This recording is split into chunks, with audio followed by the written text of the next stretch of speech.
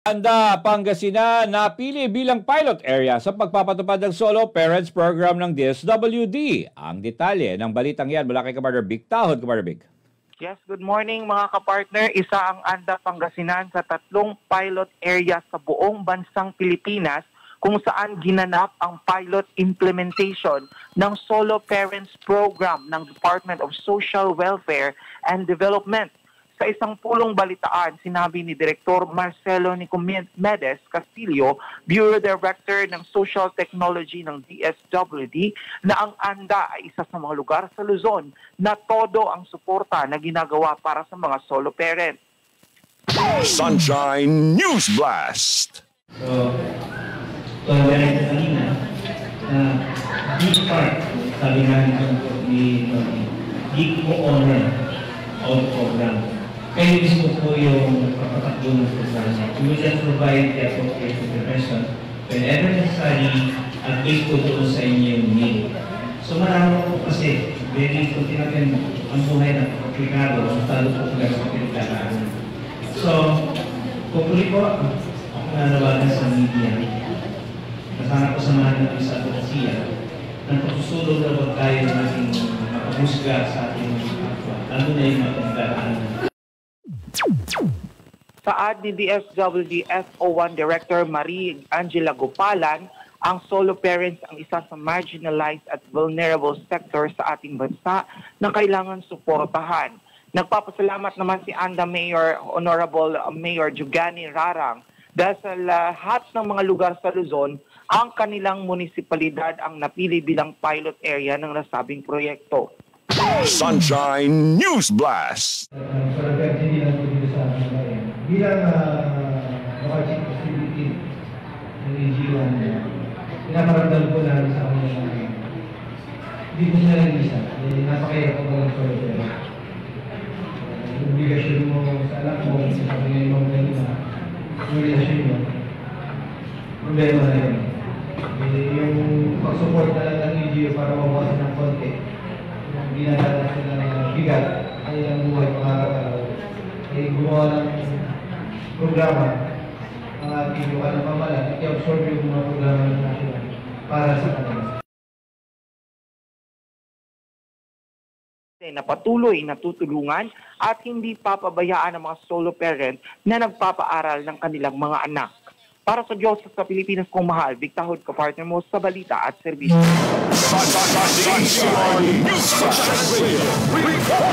Samantala, 26 na Super Health Centers itatayo sa probinsya ng Pangasinan. Ayon kay Senator Bongo, groundbreaking ceremony sa season isinagawa. Ang detalye ng balitang yan mula kay Kapartner Lerna Hernandez. Lerna. Yes, kapartner, kinumpirma ni Senator Bongo sa media interview sa kanyang pagbisita sa Pan-Pacific University Leaders Summit sa Ordaneta City ang patuloy pagpapatayo ng Super Health Centers para sa kalusugan ng mga Pilipino, especially dito sa lalawigan ng Pangasinan. Saad ni Senator Go, aabot sa 26 na Super Health Centers ang itatayo sa lalawigan ng Pangasinan, kung saan nitong nakarang linggo ay isinagawa na ang groundbreaking ceremony sa Season Pangasinan.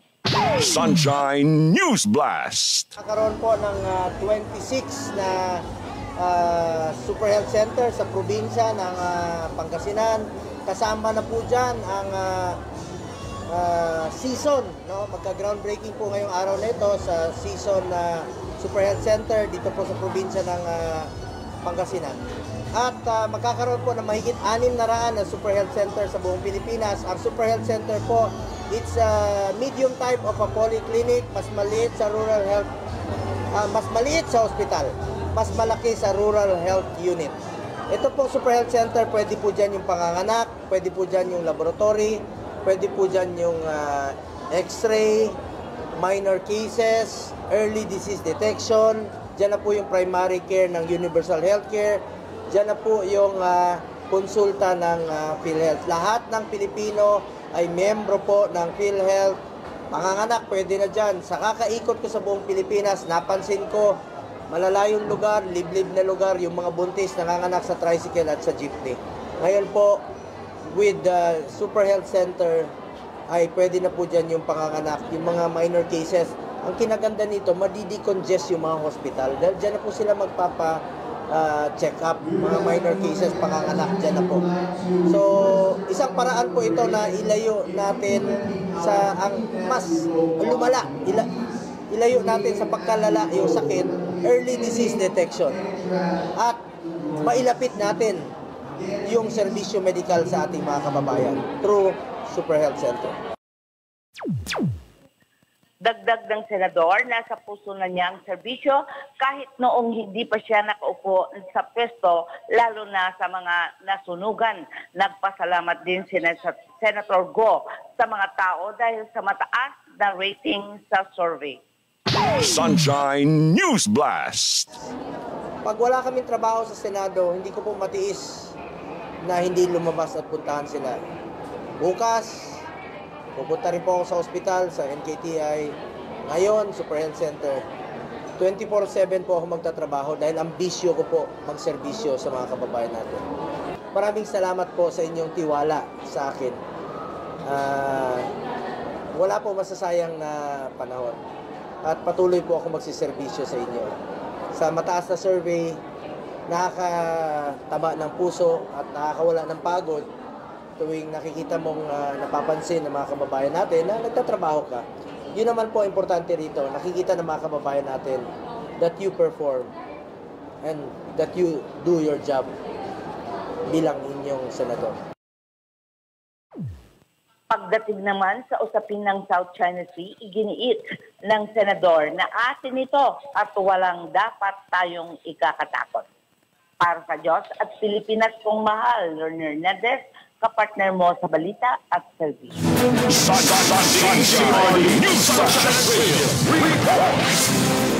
Samantala, Mayor Belen kasama ang DNR Sentro at City Engineering Office sa pinagtulungang linisin ng beachfront ng Tondaligan. Alamin natin yan kay Kapatid Sheila Balo. Kapatid Sheila. Kasama ni Dagupan City Mayor Belen Fernandez ang DNR Sentro at City Engineering sa matyagaan na paglilinis ng beachfront ng Tondaligan Beach.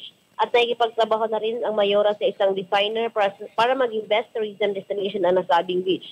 Prioridad din ng mayora ang pagsasara ng 60-year-old old dam site. Nagipagpulong na rin ang mayora sa may-ari ng mga bahay na illegal na ipinatayo sa mga pagmamay-ari ng gobyerno.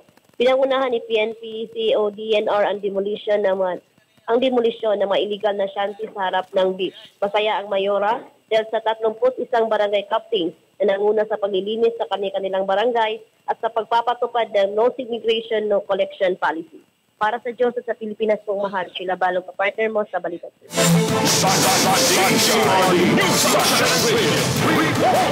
At sa iba pang mga balita, Drowning Prevention Month sa Marso, magkakaroon ng mga pa-contest wala sa DOH CHG1. Ang balitang yan mula kay Kapartner Bien Bergabinya. Kapartner Bien. Yes, good morning, kapartner. Magkakaroon ng pa-contest ang Department of Health, Ilocos Center for Health Development ngayong buwan ng Marso kung saan dadaos ang Drowning Prevention Month. Kaya naman ipakita na ang mga natatagong talento sa promotional video making contest. Ito ay bukas para sa lahat ng mga taga-Ilocos region para sa mas ligtas sa mga residente ngayong swimming time.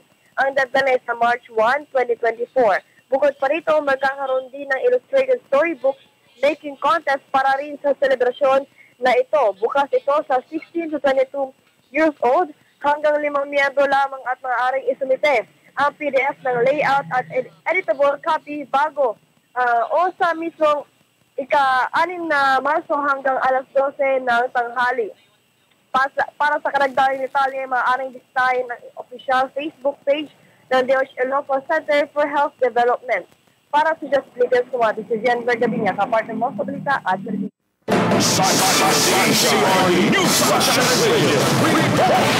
Samantala, Balongaw Mayor Risa Peralta nanguna sa health caravan sa Barangay Kapartner. Ang Red Cross, alamin natin ang detaling yan mula kay Kapartner Lerner Hernandez. Kapartner na.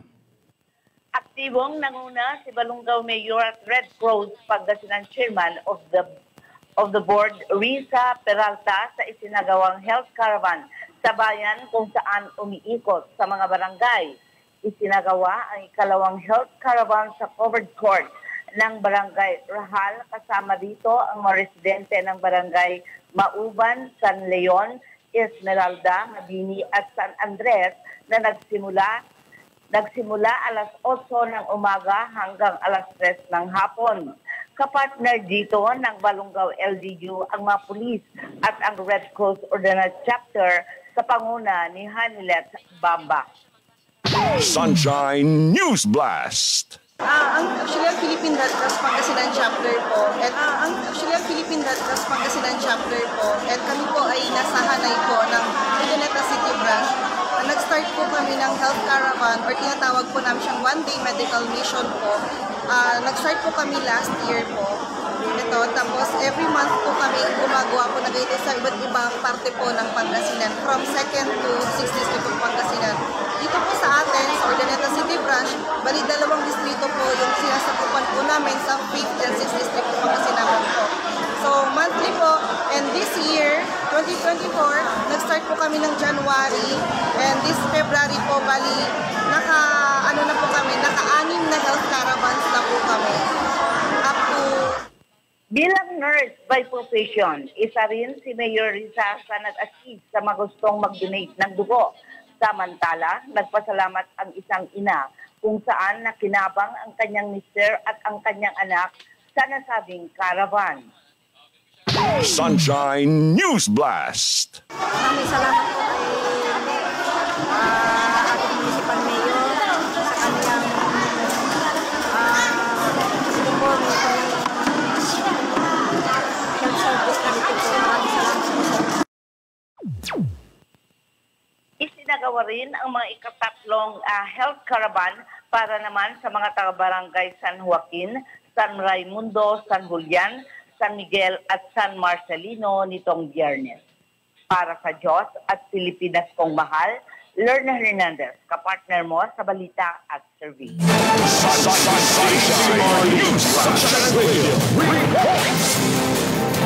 Samantala, libreng kasalang bayan sa Benmalay. Taon ang ginagawa ayon kay Mayor Pete Merera. Alamin natin yan kay kapartner Sheila Balog. Sheila.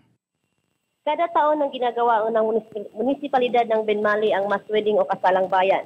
Ito ang inihayag ni Mayor Pete Merera sa panayam ng SMN North Luzon at Sunshine Radio na anya ay malaking tulong sa may kakasal upang makatipid sa mga gastusin.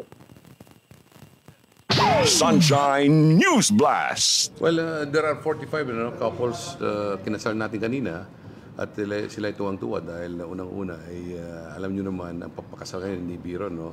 Sa mga marriage registration na lang mayroong gagastusin, doon sila nakatipid ngayon. At the same time, napakaganda yung ginawa natin para lang magiging remembrance nila sa LGU ang pagpapakasal nila ng libre. So, first time na mangyari yung kasalan ng... No, yearly yan meron tayo. Last year meron din tayo. Yun ay yearly na ginagawa natin yan. Iwan din si Mayor Pete ng mensahe sa mga kinasal tulad ng importansya ng pag-aasawa. Sunshine News Blast. Ang mensahe na binibigay natin sa mga kasalan kahit na dito sa mga ordera, kagaya na dito, pag mismong sa loob ng opisina ko, siyempre ang mensahe na ginagawa kong unang-una, yung the importance and meaning of marriage. Kasi alam po natin na hindi naman biro ito, no? It's not just sabihin man natin na pumasok ka rito, ano ang mismong papasukan mo? Ano ba magiging responsibilidad mo bilang ikaw ay may sarili ng pamilya? So, ginagawa ko yun para at least malaman nila, especially so doon sa ating mismong family code of Article 68. Sabi ko, the husband and wife are obliged to live together. Hindi naman sinabi doon na after the marriage, they will live apart. Samantala, tiniyak ni Mayor Pete na tahimik ang bayan ng Benmali at lumang susugin ng death threat na sinasabi ni Vice Mayor Simplicio Rosario kung kaya't hindi ito nakakasali sa mga events ng bayan. Payo ng alkalde kay ABC President Honorable Jonas Rosario na dapat i-turn over na lang niya ang opisina kay bagong ABC President Butch Merera, ang opisina kung wala naman itong masamang ginagawa. Sa ngayon, nagpapasalamat naman ang alkalde dahil aprobado na ang budget ng bayan sa taong 2024. Tiniyak din ng alkalde na napupunta sa tama ang pondo ng bayan at istriktong minomonitor ni Mayor ang pondo ng bayan upang iwas korupsyon. Para sa Diyos at sa Pilipinas kong mahal, Sheila Balog, kapartner mo sa Balita at Servisyo. At para sa huling detalye ng ating balitang regional, ekonomiya, lugi dahil sa mga online seller na mga smuggled onion. Ayon yan kay Senator Bongo. Alamin natin yan kay kapartner Bien Bergabiña. Kapartner Bien. Lugi ang ekonomiya lalo na ang mga magsasaka dahil sa mga nagbebenta ng online ng smuggled onion. Ito ay nahiyag ng senador sa media interview sa pagbisita nito sa Leaders Summit sa Pan Pacific University Ordoneta Branch. Sunshine News Blast. Alam nyo, pag meron mga online sellers ng mga smuggled goods, lugi po ang gobyerno rito dahil di naman sila nagbabayad ng buwis. Makakatulong pa yan sa mga mahirap nating mga kababayan. Pangalawa, kung hayaan natin ito, parang tinotolerate po ng gobyerno ang smuggling. So nananawagan po ako sa ating DTI, aksyonan po ito, hulihin po ito, at kasuhan po itong mga nagbabiolate. At pangatlo, dihado po ang ating local farmers. Remember, unahin natin parati ang ating mga farmers. Dapat po masaya ang farmers, dapat po kumita ang farmers. Sila po yung mga isang kahig, isang tuka na nangangailangan po ng tulong.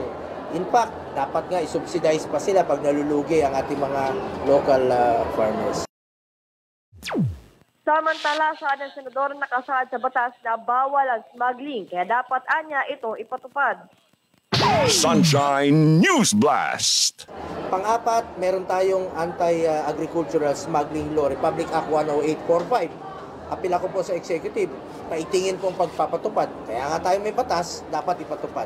Nananawagan po ako sa lahat ng law enforcement agencies, no, na ipatupad po itong batas na ito at matigilan itong online selling or online smuggling, no, ng onion dahil ang maapektuhan dito yung mga maliliit na farmers natin.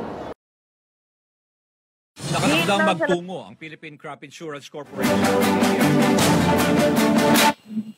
Giit ng senador, dapat tulungan ang local farmers sa magitan ng pagsawata ng mga smuggler ng agri-products. Para sa Diyos, sa Pilipinas kumahal, si Bien Bergabiña, kapartner mo sa Balita at Servisyo.